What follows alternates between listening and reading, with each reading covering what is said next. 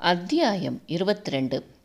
கவின்யாவை அப்படி அங்கே பார்த்ததும் பதறிப்போன பவன் வேகமாக அவளிடம் செல்ல பாய்ந்தான். அவனது கைகளை பற்றி நிறுத்திய வாசமல்லி ரிஷியை போகும்படி கூறினார். பவனிடமோ உரிமைப்பட்டவன் அவன்தான் என்றார். அவனுக்கு எதுவோ புரிவது போல இருந்தது. ஆனாலும் அன்னையிடம் ஒப்படைத்து விட்டு வந்தவள் இங்கே எப்படி என்று யோசித்தான். வாசமல்லியின் கண்களின் ஓரம் லேசான சோகம் குடிக்கொள்ளலாயிற்று. ரிஷி கவி அருகே சென்று அவளை வாவென்று அழைக்க அவளோ அவனை நிமிர்ந்தும் பார்க்காது பவன் அருகே சென்றாள். மித்ராவை அவள் அருகே அழைத்து அவளிடம் தனது பையில் இருந்த சிறிது பச்சிலைகளை கொடுத்து அவளது காயத்திற்கு போடும்படி கூறியவர் அவளை சுத்தப்படுத்தி ஆடைகளை மாற்றி அழைத்து வரும்படி கூறினார். செங்கமலத்துடன் நின்ற செண்பகத்தை கடக்கும்போது செண்பகத்தின் கைகள் நீண்டு கவியின் கைகளை பற்றி கொண்டது. அவர் யாரென்று தெரியாமலே பயந்து போன கவியோ கைகளை உதற முயற்சித்தாள். பயப்படாத கவி, கொஞ்ச நேரம் அப்படியே இருந்தா அவ உன்னை விட்டுடுவா என்றார் வாசமல்லி. அதே போல சிறிது நேரம் அசையாமல் நின்றிருந்தவுடன் கவியின் கைகளை விட்டுவிட்டார். இவற்றையெல்லாம் பார்த்து கொண்டிருந்த செங்கமலத்தின் கண்களில் கண்ணீர். தாய், தந்தை, குழந்தை என்று ஒரு கூட்டையே கலைத்து இருக்கிறேனே, இந்த குழந்தைக்கு தாயன்பையும் தகப்பனின் பாதுகாப்பையும் தரவிடாமல் கெடுத்தது நான் தானே. தன் குழந்தையை கூட உணர முடியாமல் பைத்தியக்காரியாக இவள் சுற்றி கொண்டிருப்பதற்கும் நானே காரணம். இந்த பாவங்களை எல்லாம் எங்கு சென்று தொலைக்கப் போகிறேன் என்று கலங்கி நின்றார். மித்ரா கவின்யாவை அழைத்துச் சென்றதும் வாசமல்லி கோவிலுக்கு அருகே செல்ல ஆரம்பித்தார். அனைவரும் அவரை தொடர ஆரம்பித்தனர். கோவிலுக்குள் காலடி எடுத்து வைத்தவர் ஒரு நிமிடம் கண்மூடி நின்று கன்னியம்மாளின் உத்தரவை கேட்டார். அவளின் உத்தரவு கிடைத்ததும் நேரே சன்னதிக்குள் சென்று அங்கிருந்த விளக்குகளை ஏற்ற ஆரம்பித்தார். அவரது வாயு மந்திரங்களை சொல்ல ஆரம்பித்திருந்தது. சன்னதிக்குள்ளிருந்து, பவன், ரிஷி அழைச்சிட்டு போய் தயார் செஞ்சுட்டு வா, நேரம் குறைஞ்சிக்கிட்டே இருக்கு என்றார். அனைவரும் அவரின் சொல்லில் அதிர்ந்து திகைத்து நிற்க, அவளுக்கானவன் அவன்தான், உறவும் உரிமையும் அவனுக்கு மட்டுமே. ஏற்கனவே காதல் கொண்ட இரு மனங்களை பிரித்து அவர்களின் சாபத்துக்கு உள்ளாகி இருந்தது இந்த குடும்பம். போய் தயார் செய்து அழைச்சிட்டு வா என்றார். கவியின் கதையை கேட்டறிந்த போதே பவன் இந்த முடிவிற்கு வந்திருந்தான். அவளின் காதலை நன்கு உணர்ந்திருந்தவன் ரிஷியும் அவளும் கட்டாயமாக சேர வேண்டும் என்றே விரும்பினான். அவர்கள் அங்கிருந்து சென்றதும் சன்னதிக்குள்ளிருந்து வெளியே வந்த வாசமல்லி அங்கேயே அமர்ந்து கண்மூடி தியானிக்க ஆரம்பித்தார். எந்நேரமும் வேதநாயகம் வந்துவிடலாம் என்பதே அவரின் கணக்கு கூறியது. சட்டென்று கண்களை திறந்து அங்கு வேலை செய்பவர்களிடம் பூக்குழி போடும்படி உத்தரவிட்டார். வாசமல்லியுடன் வந்திருந்த பூர்வகுடிகள் அதிர்ந்து போயினர். கன்னியம்மாளின் பூக்குழி எதற்காக என்று அறிந்தவர்களுக்கு அவளின் கோபம் புரிந்து போனது. ரிஷியும் கவியும் வருவதற்குள் அங்கு பூக்குழி தயாரானது. கனன்றிடும் கங்குகளை போட்டு விசிறிவிட ஆரம்பித்தனர். ரிஷியும் கவின்யாவும் வந்துவிட அவர்களை வைத்து சடங்குகளை தொடங்கினார். ஆனால் கவின்யா தனக்கும் ரிஷிக்குமா திருமணம் என்று அதிர்ச்சி அடைந்தாள். அதனால் அவள் மறுத்து அங்கிருந்து சென்றாள். அப்பொழுது தியானத்தில் இருந்த வாசமல்லி கண்களை திறந்து, அவன் உன் அண்ணன் இல்லை, உன்னுடைய அப்பாவோட பேர் மனோகரன் என்றார். தான் செய்த தவறுக்கு பரிகாரம் தேட வேண்டும் என்கிற எண்ணத்தில் செண்பகத்தை இழுத்து முன்னிறுத்திய செங்கமலம், இவதான் உன் அம்மா செண்பகம் என்றார். அதிர்ச்சி மேல் அதிர்ச்சி எழ மறுப்பாக தலையசைத்து, இல்லை, நீங்கள்லாம் பொய் சொல்கிறீங்க, அவர் ஒரு ஃபோட்டோ காமிச்சாரு, அதில் மாலையும் கழுத்துமா எங்கள் அம்மாவோட நிற்கிறது, இவரோட அப்பா என்று கத்தினாள். அமர்ந்திருந்த வாசமல்லி எழுந்து அவள் அருகில் சென்று, அது எல்லாமே பொய், உன்னுடைய வாழ்க்கையை பணயம் வைக்க அவன் தயாரித்தது என்றார். என்னால் நம்ப முடியல. ஏன்? அவளின் கரத்தை ஆதரவாக பற்றி, நமக்கு நேரம் குறைவாக இருக்குது, உனக்கு எல்லாவற்றையும் நான் பிறகு சொல்கிறேன்.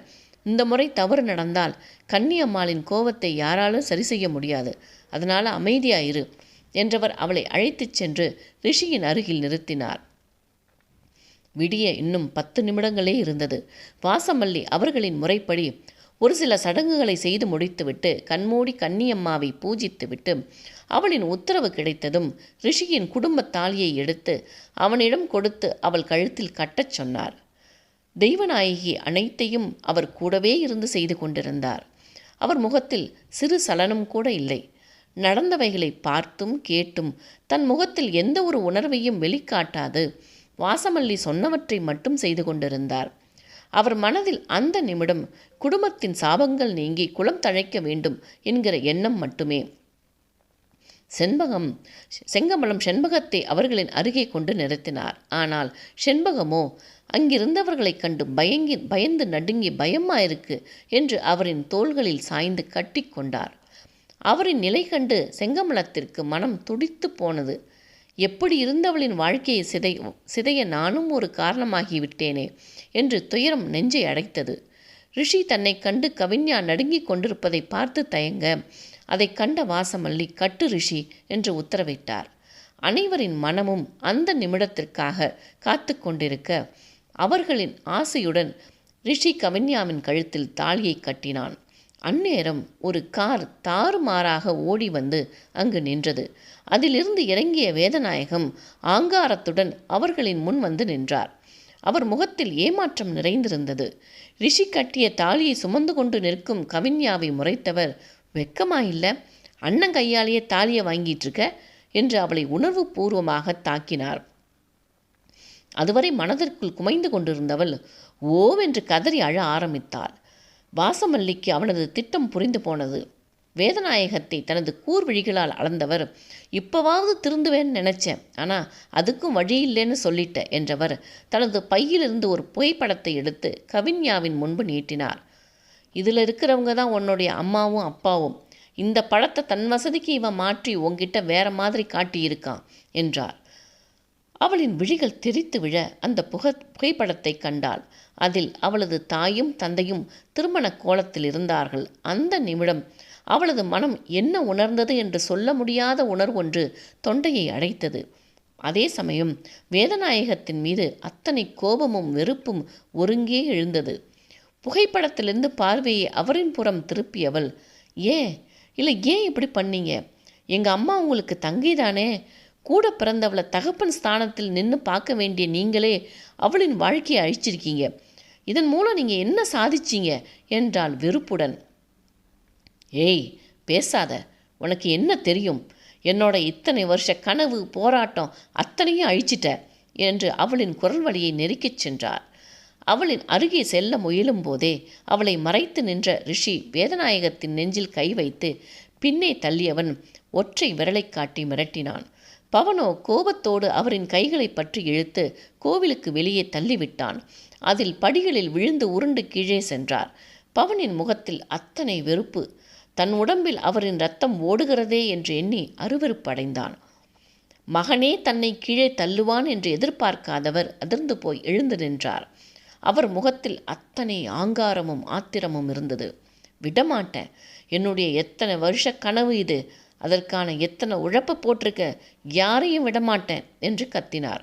அப்பொழுது செங்கமலம் அவசரமாக வந்து, என் பொண்ணு எங்கடா என்றார் பதட்டமாக. அவரை பார்த்து ஏளனமாக சிரித்து, பரவாயில்லையே, என்னோடையே இருந்து என்னை பற்றி நல்லாவே தெரிஞ்சு வச்சிருக்க என்றான். அவன் சொன்னதும் அனைவரிடமும் ஒரு பதற்றம் வந்து தொற்றிக்கொண்டது. அதிலும் பவனுக்கு அவன் அன்னையை எதுவும் செய்து விடுவானோ என்று பயந்தே போனான். வேகமாக இறங்கிச் சென்று, அம்மா எங்க சொல்லு என்று சட்டையை பிடித்து உலுக்கினான். அவனது கைகளை தட்டி விட்டவர், அவளை குறைச்சி மதிப்பிட்டிருந்த, எனக்கு அவளால் எந்த ஆதாயமும் இல்லைன்னு. பரவாயில்ல, அவளாலேயும் ஆதாயம் இருக்குத்தான் என்று கோணல் சிரிப்பு சிரித்தான். வாசமல்லி சொன்னவற்றை கேட்டு மனதில் அவன் மீது பயங்கர கோபத்தில் இருந்த பவன் பொறுமை இழந்து ஓங்கி வேதநாயகத்தின் முகத்தில் குத்துவிட்டான். அதில் மூக்குடைந்த இரத்தம் முகமெங்கும் வழிந்தோடினாலும் அதை கண்டுகொள்ளாமல், நீ என்ன முயன்றாலும் நீ என்ன அசைக்க முடியாதடா என்றான் சிரிப்புடன். ரிஷியும் பொறுமையை கைவிட்டு பவன் அருகில் வந்தவன் தன் பங்கிற்கு வேதநாயகத்தை அறைந்தான். நான் எங்கள் அப்பா மாதிரி இல்லைன்னு உனக்கு நல்லா தெரியும், இங்கே கொன்று புதைச்சிருவேன், மரியாதையாக அத்தை எங்கே இருக்காங்கன்னு சொல்லிடு என்றான் மிரட்டலாக. அவரோ முகத்தில் வழிந்த இரத்தத்தை துடைத்து கொண்டு, நீ என்ன பண்ணாலும் உங்கள் அத்தை உயிரோட கிடைக்க மாட்டா என்றான் தெனாவட்டாக. செங்கமலத்திற்கு படபடவென்று ஆனது. தான் செய்த தவறு மகளை பாதித்து விடுமோ என்று பயந்து போய் படியில் அமர்ந்து விட்டார். ரிஷிக்கும் பவனுக்கும் அவரை அடித்து துவைத்துவிடும் ஆத்திரம் எழுந்தாலும் அருணாவை எப்படியாவது அவரிடமிருந்து மீட்டுவிட வேண்டும் என்கிற எண்ணம் எழுந்தது. அதனால் தன்னை சுதாரித்து கொண்ட ரிஷி, என்ன வேணும் உனக்கு? நான் என்ன செஞ்ச அத்தையை கொடுப்ப? அவன் அப்படி கேட்டதும் கடுப்பான பவன், வேண்டாம் ரிஷி, இந்த ஆள்கிட்ட என்ன வேணும்னு கேட்காத, உதைக்கிற உதையில் அவனே அம்மா எங்கேன்னு சொல்லட்டும் என்றான் ஆத்திரமாக.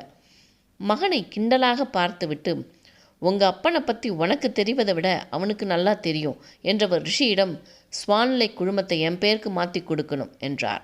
அங்கிருந்த அனைவரும் அவரின் பதிலில் ஆடி போயினர். ரிஷியோ இரு கைகளையும் கட்டிக்கொண்டு நன்றாக நிமிர்ந்து நின்று அவரை பார்த்தான். உன்னுடைய பிஸ்னஸ் சாம்ராஜ்யம் என்னுடையதாக மாறணும், அப்போது உங்கள் அத்தையை உங்ககிட்ட ஒப்படைக்கிறேன். இதழில் எழுந்த கேலி சிரிப்பை மறைத்தபடி, அது மட்டும் போதுமா என்றான். அவனது குரலில் தெரிந்த கேலி வேதநாயகத்தை உஷாராகச் சொன்னது. தன்னிடம் அவன் பயப்படவில்லை என்பதை உணர்ந்தவர், என்னை சாதாரணமாக நினைச்சிடாத ரிஷி, நான் நீ நினைப்பதை விட ரொம்ப மோசமானவன் என்றார் மிரட்டலாக. அவர் அருகே மிக நெருக்கமாக சென்று நின்றவன், உன்னை பார்த்தே வளர்ந்தவன்னா, உன் மகனை விட எனக்கு உன்னை நல்லா தெரியும்னு நீதானே கொஞ்ச நேரம் முன்னாடி பாராட்டு பத்திரம் வாசிச்ச என்றான் கிண்டலாக. வேண்டாம் ரிஷி, அருணாவின் உயிரோடு விளையாடாத. அப்பொழுது கூட்டத்தின் நடுவிலிருந்து வெளியே வந்த அருணா நேரே சென்று பவன் ரிஷி இருவருக்கும் இடையில் நின்று கொண்டார். வேதநாயகத்தின் விழிகள் அதிர்ச்சியில் உறைந்தது. தான் அடைத்து வைத்திருந்த இடத்திலிருந்து அவள் தப்பிவிட்டாள் என்பதை அவரால் தாங்க இயலவில்லை. ரிஷியையும் பவனையும் பார்க்க அவர்கள் இருவரும் அவரை வெறுப்புடன் பார்த்தபடி நின்றிருந்தனர். இதற்கு மேல் தன் ஆட்டம் அவர்களிடம் செல்லுபடியாகாது என்று உணர்ந்து கொண்டான். ஆனால் அவனால் தனது தோல்வியை ஏற்றுக்கொள்ள முடியவில்லை. ஏதாவது செய் என்று அவரது மனம் கூப்பாடு போட்டது. வாசமல்லி அவனது மனதில் ஓடும் எண்ணங்களை புரிந்து கொண்டு செயல்படும் முன் பூக்குழிக்காக எடுத்து வைக்கப்பட்டிருந்த கட்டைகளில் ஒன்றை எடுத்து ரிஷியை தாக்கியிருந்தான். இதை முற்றிலும் எதிர்பார்க்காத ரிஷி அவனது தலை உடைந்து ரத்தம் வழிய ஆரம்பித்தது. அதை கண்டு பவன் பாய்ந்து அவரை பிடித்து தடுக்க நினைக்க அவனையும் சரம் மாறியாக அடிக்க ஆரம்பித்தார். ரிஷியோ சமாளித்து கொண்டு எழுந்து நிற்க அப்பொழுதும் அவனை விடாது அடிக்க ஆரம்பித்தார். நடப்பவற்றை வேடிக்கை பார்த்து கொண்டிருந்த பூர்வகுடிகள் திடீரென்று ஒரு கருவியை எடுத்து ஊத ஆரம்பித்தனர். அந்த சத்தம் கேட்டதும் கண்களை மூடி நின்று கொண்டிருந்த வாசமல்லி ஆட ஆரம்பித்தார். நேரம் ஆக ஆக அவரின் ஆட்டம் உக்கிரமானது. அவர் மீது கன்னியம்மாள் இறங்கியிருந்தார். சாந்தமாக இருந்த வாசமல்லி மிகவும் உக்கிரமாகி போனார். இதை கவனிக்காது ரிஷி பவன் இருவரிடமும் மாற்றி மாற்றி சண்டையிட்டு கொண்டிருந்தார் வேதநாயகம். அந்த கருவியில் இருந்து எழுந்த ஓசை அவரை மேலும் ஆக்ரோஷம் அடைய செய்ய மடமடவென்று படியிலிருந்து இறங்கி ஓடி வந்தவர் நேரே வேதநாயகத்திடம் சென்று அவர் எதிர்பார்க்கும் முன் சட்டையை பற்றி பூக்குழியில் வீசியிருந்தார் வாசமல்லி. உடலெங்கும் நெருப்பு பற்றி கொள்ள அங்கும் இங்கும் ஓட ஆரம்பித்தார். அதை கண்டு அதிர்ந்தாலும் யாரும் அவரை காப்பாற்ற தயாராக இல்லை. அருணாவும் அங்கே கல்லாக இறுகி நின்று வேடிக்கை மட்டுமே பார்த்தார். அப்பொழுது அந்த கருவியின் ஓசை எழுப்பிய சத்தத்தில் மிரண்டு போன ரிஷியின் குதிரை பியூட்டியானது கயிற்றை அறுத்து கொண்டு தோட்டத்திலிருந்து பாய்ந்து வந்தது. அது வந்த வேகத்திற்கு ரிஷியை நோக்கி பாய அவன் அருகே நின்றிருந்த அருணாவின் மீது அதன் ஒரு கால் பட அவரும் பூக்குழியில் விழுந்தார். எதிர்பாராமல் நடந்துவிட்ட சம்பவத்தில் அந்த இடம் கலவரமானது. அருணா விழுந்ததும் அனைவரும் அவரை காப்பாற்ற ஓடி வந்தார்கள். செங்கமலமோ தடையில் அடித்து கொண்டு, நான் செய்த தவறுக்கு என் மகளை தண்டித்து விட்டாயே என்று அழ ஆரம்பித்தார். பவனோ யாரையும் பற்றி கவலைப்படாமல் பூக்குழியில் இறங்கி அன்னையை தூக்கி வந்து விட்டான். ஆனால் அதற்குள் உடலெல்லாம் வெந்து போயிருந்தது. அரை உயிராக இருந்தவரின் நினைவுகள் மட்டும் இருக்க கரிக்கட்டையாக இருந்தவரின் கண்களிலிருந்து இரு சொட்டு கண்ணீர். ரிஷியை பார்த்து, இந்த அத்தையை மன்னிச்சிரு ரிஷி என்றவரின் பார்வை கவின்யாவின் மீது திரும்ப பேச இயலாமல் கண்ணீர் மட்டும் வழிந்தோடியது. அன்று லோகநாயகியும் வேதநாயகமும் செண்பகத்தை அடைத்து வைத்ததை பற்றிதான் பேசிக் கொண்டிருக்கிறார்கள் என்பதை இன்று அறிந்து கொண்டார். யாரிடமாவது அதை பகிர்ந்து கொண்டிருந்தால் இந்த நிலை வந்திருக்காது என்று எண்ணியவரின் விழிகளில் வழி தெரிந்தது. பவனோ அன்னையை கண்கொண்டு பார்க்க முடியாமல், மா ப்ளீஸ் வாங்க, நாம் போயிடுவோம், நான் உங்களை நல்லா பார்த்துக்கிறேன் என்றான் அழுகையுடன். மகனை பார்த்து கொண்டே இருந்தவரின் விழிகள் அவன் மீதே நிலைத்து நின்றது. அவரின் உயிர் உடலை விட்டு சென்றிருந்தது. மகளின் நிலையை அறிந்த செங்கமலம் மயங்கிச் சரிந்திருந்தார். தான் செய்த தவறுதான் அவளின் உயிரை குடித்து விட்டது என்று எண்ணி மயங்கிவிட்டார். அங்கிருந்த அனைவரின் கண்களிலும் கண்ணீர் நிற்காமல் வழிந்தது. வாசமல்லிக்கும் கன்னியம்மாளை மலையிறக்கி இருந்தனர். அதனால் சோர்வுடன் நடந்து வந்து அருணாவின் உடல் அருகே அமர்ந்து விட்டார். அவளை சிறு குழந்தையிலிருந்தே பார்த்திருந்தவருக்கு அவளின் இறப்பு சோகத்தை கொடுத்தது. அதேவேளை பூக்குழியில் மொத்தமாக சாம்பலாகி இருந்த வேதநாயகத்தை திரும்பி பார்க்க கூட ஆள் இல்லை. ஒருவரின் இறப்பை கவனியாமல் போகும் அளவிற்கு அனைவருக்கும் கெடுதல் செய்திருக்கிறான். வாழும் நாட்களில் நல்லதை மட்டுமே நினைப்பவர்களுக்கு அவர்கள் இறந்த பின்னும் அவர்களின் பெயர் சொல்லப்படும். வேதநாயகம் போன்றவர்களுக்கு இறப்பில் கூட ஒரு சொட்டு கண்ணீர் விட ஆளில்லாமல் போகும் நிலைதான். அனைத்தும் முடிந்து விடியல் அங்கே வந்திருந்தது. 20 வருடங்களுக்கு மேலாக அந்த குடும்பத்தை ஆட்டி படைத்தவன் அவன் மூட்டிய தீயிலேயே கருகிப்போனான். காதல் கொண்ட நெஞ்சங்களுக்கு கெடுதல் நினைத்து அவர்களின் வாழ்க்கை முடிந்து போக காரணமாக இருந்த செங்கமலத்திற்கு பரிசாக அவரது மகளின் உயிரை பறித்து விட்டாள் கன்னியம்மாள். அந்த மாளிகையும் குடும்பத்தையும் பிடித்திருந்த சாபம் நீங்கினாலும் அருணாவின் மரணம் அனைவரின் மனதிலும் பாரத்தை ஏற்றிவிட்டது. அனைத்தும் முடிந்த பின்னர் கவிஞாவிடம் எல்லாம் சொல்லப்பட பேச்சற்ற மௌனத்தை அவள் பதிலாக கொடுத்தாள். என்ன பேசி என்ன பயன்? அவளின் தாய் தந்தையின் வாழ்க்கை ஆரம்பிக்கும் போதே முடிந்து போனதை எண்ணி துயரடைந்தாள். ஆனால் அவளின் ஒரே சந்தோஷம் செண்பகம் உயிருடன் இருப்பது. எல்லாம் முடிந்து பவன் சோகத்துடன் அங்கிருந்து கிளம்ப அவனுக்கு என்ன சொல்லி ஆறுதல் அளிப்பது என்று தெரியாமல் அவனது தோள்களை அழுந்த பற்றி கொண்டு நின்றான் ரிஷி. கவியும் அவனது கரத்தை தன் கரத்தோடு கோர்த்து கொண்டு, பவா, உனக்கு நாங்கள் இருக்கோம், எதையும் மனசில் வச்சுக்காத என்றாள் மெல்லிய குரலில். அவளது கரத்தை தட்டி கொடுத்து ரிஷியிடம் திரும்பியவன், உன்கிட்ட நான் ஒன்றே ஒன்று தான் கேட்க போகிறேன் ரிஷி.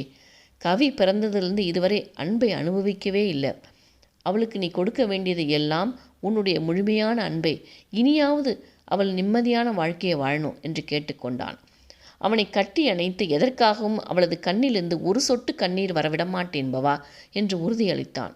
அனைவரிடமும் சொல்லிக் கொண்டவன் செங்கமலத்தை மட்டும் திரும்பி கூட பார்க்கவில்லை. அவர் என்னவோ சொல்ல முயல அவன் அவரை ஒதுக்கிவிட்டு அங்கிருந்து வெளியேறினான். மித்ராவிற்கு அவனது மனது நன்றாக புரிந்தது. மெல்ல கார் அருகே சென்றவள் குனிந்து ஜன்னல் வழியாக, இங்கே நடந்தவைகளை எப்பொழுதாவது நினைத்தாய் என்றால், அதில் என் ஞாபகம் உனக்கு வந்தது என்றால் என்னிடம் சொல்பவா, அதுவரை நான் உனக்காக காத்திருப்பேன் என்று தன் மனதை அவனுக்கு உணர்த்தி விட்டு உள்ளே சென்று விட்டாள். அதன் பின்னர் செங்கமலமும் மித்ராவும் அங்கிருந்து கிளம்பிவிட மாளிகையே காலியாக இருந்தது. லோகநாயகியை அங்கு அழைத்து வரக்கூடாது என்று தெய்வநாயகி ரிஷியிடம் சொல்லிவிட்டதால் அவரை ஒரு ஆசிரமத்தில் சேர்த்து விட்டான். அதனால் 4 மட்டுமே அங்கே இருந்தனர். ரிஷியின் திருமணம் நடந்தாலும் அந்த சமயத்தில் நடந்த மரணங்களை எண்ணி வேறு எந்த சம்பிரதாயங்களையும் செய்யவில்லை. கவியும் செண்பகத்தின் அருகாமையை விரும்பியதால் தெய்வநாயகியும் ரிஷியும் அவளை தொந்தரவு செய்யவில்லை. 2 மாதங்கள் கடந்திருந்த நிலையில் மகனது வாழ்க்கை மலர வேண்டும் என்கிற எண்ணத்துடன் வாசமல்லியை போய் சந்தித்தார் தெய்வநாயகி. திருமணம் நடந்ததோடு அவர்களின் வாழ்க்கை அடுத்த கட்டத்திற்கு செல்லாமல் இருப்பதை எண்ணி கவலையாக இருப்பதாக கூறினார். மெல்லிய சிரிப்போடு, எல்லாம் சரியாகும், அவங்கள நீலோர் பழத்திற்கு அனுப்பி வை தெய்வா என்றார். சரிம்மா என்றவர் வீட்டிற்கு வந்து மகனிடம் அவர்களை 1 வாரத்திற்கு எங்காவது சென்றுவிட்டு வரும்படி கூறினார். அன்னியின் நோக்கத்தை அறிந்தவன், மா, உங்ககிட்ட நான் ஒன்று கேட்கலாமா என்றான். கேளுப்பா. நானும் கவியும் காதலிக்க ஆரம்பித்தப்ப நீங்கள் எங்கள் காதலுக்கு பச்சை கொடி காட்டினீங்க. ஆனால் திடீர்னு அவளை வேண்டாம்னு சொன்னீங்க. அது எதனால்? எனக்கு அவளை ரொம்ப பிடிக்கும்பா. அப்போ வேதநாயகத்தின் வளர்ப்பு அவ என்பதை மறந்திருந்தேன். அவர் நம்ம தொழிலிலும் வீட்டிலும் நிறைய குழப்பங்கள் ஆரம்பித்த பிறகு அவர் சொல்வதை கேட்டு இவள் உன்னை காதலிக்கிற மாதிரி நடிக்கிறாளோன்னு நினைச்சேன் என்றார் இறங்கிய குரலில்.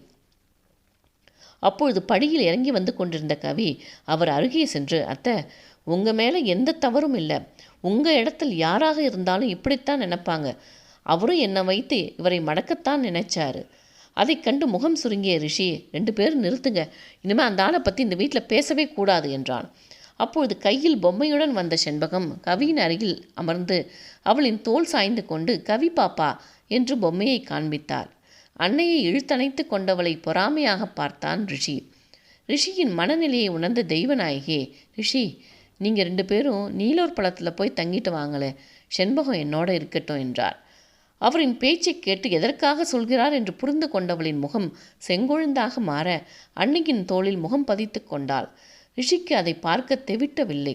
விரும்பியவளை மனம் முடிக்க எத்தனை போராட்டம்! அனைத்தையும் கடந்து அவளின் கரம் பற்றப் போகிறோம் என்கிற உற்சாகத்தோடு அங்கிருந்து சென்றான். அடுத்த 4 நாட்களில் இருவரும் நீலோர் பழத்தில் இருந்தார்கள். கவின்யாவிற்கு மாளிகையை பார்க்க பார்க்க பாரமாகி போனது. அன்னையின் மீது எத்தனை ஆசை வைத்திருந்தால் இப்படியொரு மாளிகையை அவருக்காக கட்டியிருப்பார். அதை அவர்கள் அனுபவிக்காமலே போய் சேர்ந்து விட்டாரே என்று மனம் வருந்தினாள். மாடியில் இருந்த அறையின் ஜன்னலின் வழியே தெரிந்த காட்சிகளை ரசித்தபடி ஒருவித தவிப்புடன் நின்றிருந்தவளின் எடையை தீண்டியது ஒரு கரம். அழுத்தமாக பற்றி தன் நெஞ்சில் சாய்த்து கொண்டு, பிடிச்சிருக்கா என்றான் கிசுகிசுப்பாக. அவனுக்கு பதில் கூறாமல் அப்படியே சாய்ந்திருந்தவளின் மனம் நிம்மதி அடைந்திருந்தது.